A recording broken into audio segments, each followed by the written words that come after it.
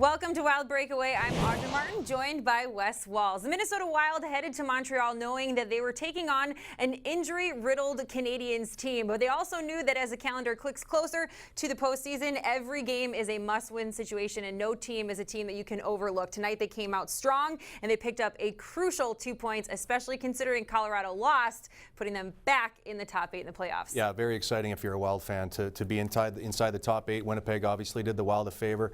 The Wild came out in the first period, did exactly what their coach wanted them to do, got pucks behind their young defensemen, inexperienced defensemen. They've had some injuries on the back end. PK Subban was not in the lineup for the Montreal Canadiens tonight. They were able to build a 2-1 lead and get that third goal early in the second period. And the Montreal Canadiens really, with all their guys out of the lineup, and especially the way the Wild defended around Devin Dubnyk, were able to come up with a huge road win tonight. And it was a huge performance by Mikael Granlund. 2 goals tonight, his first multi-goal performance of his career, and factoring into the 4-1 win over Montreal. Perfect night on the penalty kill for the Minnesota Wild. Good to see that clicking. And a power play goal. That's now 13 games on the road. The power play has found success. And how about Devin Dubnyk turning away 30 Montreal shots, the team he hasn't faced since October of 2013. Here's what his head coach had to say about his performance.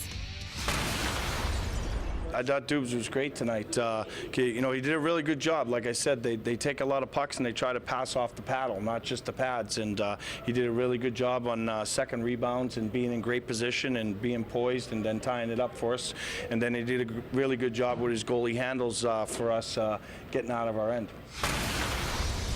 So now the Wild need to keep things going as the road trip continues Tuesday as they take on the Ottawa Senators, a team that picked up a win tonight. But again, another team that this Wild team cannot afford to play lightly. Yeah, the Ottawa Senators are a much better team at home than they are on the road. I think they're 5 or 6 games now above 500 at home, and the exact opposite on the road. So they're a team that struggle on the road. So building momentum on the road is obviously very, very important. The Wild got a huge win to start this 3-game road trip.